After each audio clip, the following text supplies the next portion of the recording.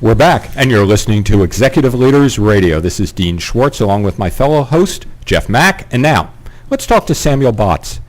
Samuel is the president and CEO of a company called Persona Partners. Sam, welcome to the show. Thank you very much, Dean. What does Persona Partners do? So Persona Partners is a market research firm, and we focus on helping companies establish brands where they create a relationship with their customers based on identity. It's a term we call identity loyalty. Mm-hmm.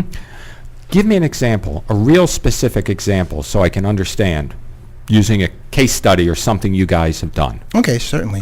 So one of our clients was a medical professional society, and so they were having challenges trying to figure out how to encourage people in that profession to become members of the society. It's a subscription-based model. And so a lot of what they were trying to use as a value proposition was just based on benefits that you could enjoy as a member of that organization. You mean some benefit where they say join and you get you can be in group health care or That's something? Exactly right, Yeah, or you get access to these materials. And it wasn't working for them? It wasn't working very well at all. And so what we worked with them, we were able to help them develop a brand that was more focused on the ideals of what, if this particular organization was for doctors, and really tapped into why people become doctors and trying to align the brand along those same values and ideals. Mm-hmm. And so they incorporated that, and so far it's been going very well. And so the sort of things you do are sort of like you have to figure out what's going wrong. Actually, you have to analyze it, right? To figure out what's going wrong and what could be done better. That's correct. So you sort of peel back the onion and you say, let's redo this. That's exactly right. A lot of this is based on research where we collect data, either secondary research or primary research, where we'll do our own focus groups or surveys and collect data to try to really understand the psyche and the mentality and the makeup of the customer base, and then use that information to try to help the brand establish a narrative that will be compelling to bring members or customers into it. How do you get into this business? Are you a psychologist using that to figure out what's going on in people's mind? How do you get into this business? I like to think that I'm a psychologist, but no. You play one on TV. Yeah, that's exactly right. How do you get into this? So prior to Persona Partners, coming out of business school, I opened up a health club. And in the health club space, it's very crowded. And so in an effort to try to create a niche for our club, I really focused on building an identity around active living and using the club. Members could use the club as a means to access a lifestyle of active living. And that would be a certain active living is not just that I'm outside and I'm walking. Active to you means skydiving or whitewater rafting. We have a whitewater rafting group. You want to be here and be able to do that, join the club, the health club, and stay in shape and learn how to paddle fast. That's exactly right. The idea was that people use the club as a means to keep their bodies in shape so that they can enjoy these activities outside of the club. So from there, that was like your test drive. And from there, you decided to start this business? That's exactly right. We often thought of the club as a lab to test concepts and ideas, business concepts and ideas. And so this is what Persona Partners was one of the brainchild of the health club effort. So Sam, Persona Partners, how's the organization set up? Do you have partners? Yes, that's correct. So I have one partner who's a professor over at Wharton, a marketing professor by the name of Dr. Americus Reed. And he and I have been working, have been doing Persona Partners together since 2006. And then we have research assistants that work with us on projects as well. How did you and your partner come together? How did you form this organization? So that's a very interesting story, but very predictable. He and I are both very much the gym rat, if you will.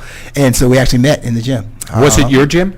No, actually it was before that. We actually met in the gym, the gym over at University of Pennsylvania. Mm-hmm. And what do you think he saw in you, Sam, that incited him to become a partner of yours and start this company?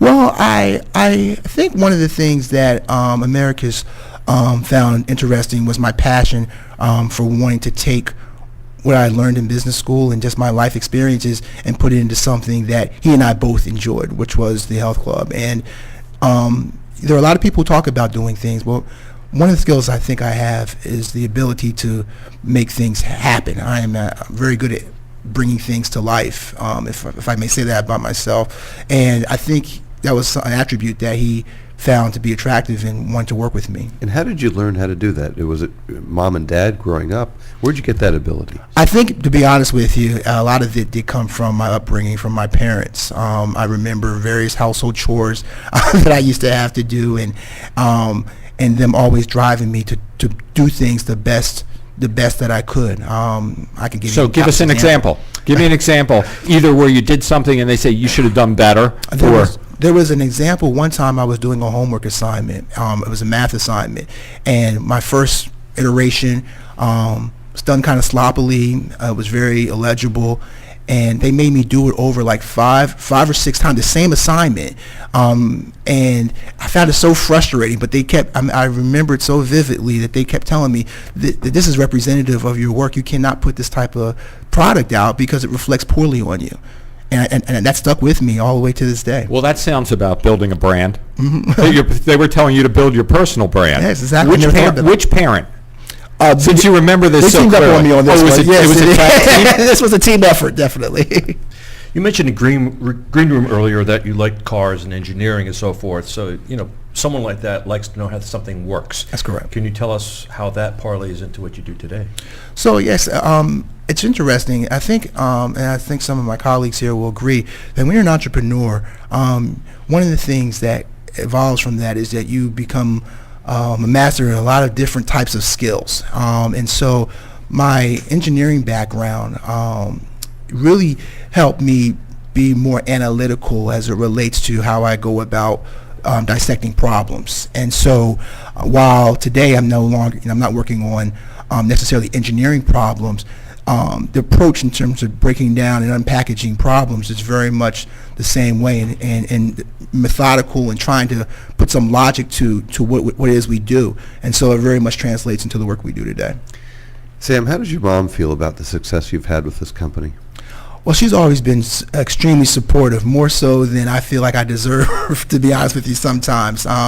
She was really the catalyst, the motivation to push me to pursue some of my dreams as an entrepreneur. And she's been extremely supportive and very proud of the things we've been able to accomplish. So give me an example there, too. How does she push you? How did she do it? She said, do it? Stop talking about it? Well, one thing about my mother, she's very blunt. She doesn't pull back, and sometimes it's difficult to hear some of the things that she says. But I remember coming out of Wharton, the typical path for all those who are familiar with the business school is banking or consulting. A lot of us get caught in that herd, if you will. And so I was starting to get in that same path, and was finding some frustration in not being able to find the types of jobs that I was interested in, or companies that were interested in me. And so she had a conversation with me that you need to figure out what you're going to do, and that based on your personality, you're probably not going to be very successful working for someone. And that was difficult to hear because I didn't know what I was going to do as a. Now you already had a career as an engineer. That's you correct. had worked in engineering. That's correct. Okay, so your mother's an entrepreneur, is that right? That is correct. Okay, so what would you tell her? If we brought you in, what would you tell her that she should do? She's told you things. What would you tell her back? So I actually do a lot of work with her company, and part of my role with her, I kind of serve as a senior advisor. So it's easier for me to give her advice about what she should do because I have that outside perspective where sometimes she's too close. So I give her a lot of advice and guidance as it relates to business strategy, especially working with employees. She and I have very different management styles, and I think they're complementary. Mm-hmm. But sometimes when I think she's using the wrong approach, we have the type of relationship where I can be candid about that and share that with her. And surprisingly, she actually does take my counsel under advisement and implement some of the things that I say. So how are you doing? How are you as an engineer? You went from essentially building brands to being an engineer. And I think there's some joke about engineers, never talking. They look at their shoes in the elevator. There's something about that. Probably. Were you stuck in an engineer's body for a while that you wanted to break out?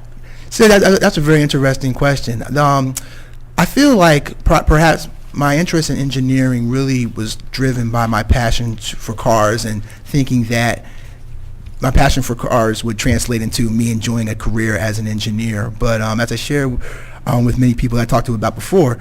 Even though you might enjoy hot dogs, you don't necessarily want to know how they're made. And so I really kind of experienced some of that working in the automotive industry, and I felt like I needed to come out and do something different. So one last question. Would your dream assignment be to build the brand for let's say a Buick or a Lincoln or something like that? Would that be your dream assignment? That's actually a really good question. I'm gonna have to say no on that. I thought that would be a yes, Sam.